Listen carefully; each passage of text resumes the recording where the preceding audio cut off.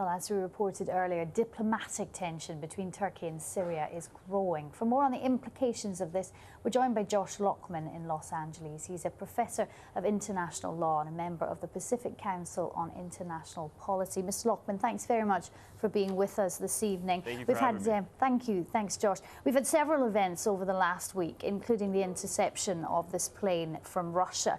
And it seems with every step, the tension is just getting greater. Where are we heading to, in your view? Well, unfortunately, I believe we're headed for a wider regional conflict or possibly an intervention. If we look at Turkish Prime Minister Erdogan's remarks yesterday at the Istanbul World Forum, he used strong denunciatory rhetoric with regard to the UN Security Council, kind of echoing what his foreign minister Ahmet Davutoglu had said earlier this year, that a new Cold War had enveloped the Security Council. And we've seen this with regard to the crisis in Syria, the split between, on the one hand, the United States, the United Kingdom, and France, along with key regional allies such as Turkey, Qatar, and Saudi Arabia, and on the other hand, Russia, China, and Iran, which are actively intervening to help and buffer Assad as he tries to continue his crackdown and, frankly, crimes against humanity against the Syrian people. So unfortunately, this type of rhetoric from Erdogan signals what may be a tougher line from Turkey in the next coming days and weeks.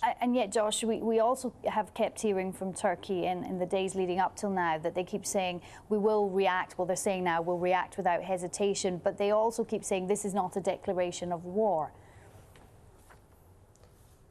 Yes, they haven't declared war, and this is being done, I think, very delicately. In fact, I think Turkish Foreign Minister Davutoglu is meeting with the newly appointed UN Special Envoy for Syria, Lakhdar Brahimi, in the coming days to discuss, hopefully, some type of immediate cessation of violence from the Assad regime, not just against his own people, where he has killed more than 25,000 civilians over the last year and a half, but specifically these cross-border attacks against Turkish territory, which, again, Turkey being a member of NATO could trigger a collective defense response from NATO itself. So this is really a delicate situation, one that obviously implicates political brinksmanship, and that's what I think we're seeing unfolding right now in the very moments. On that note, Josh, a joint Syrian-Turkey security around the border, a force together, the potential for success?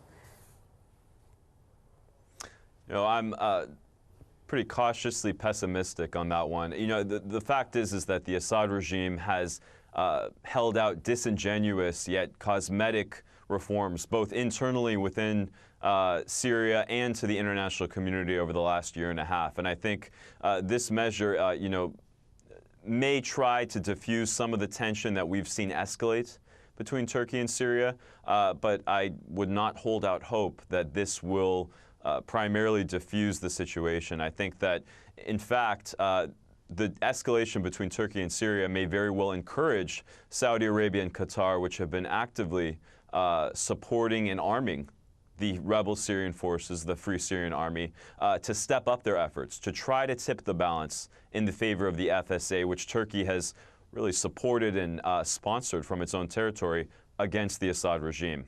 Professor Josh Lockman there in Los Angeles. Josh, thank you very much for joining us.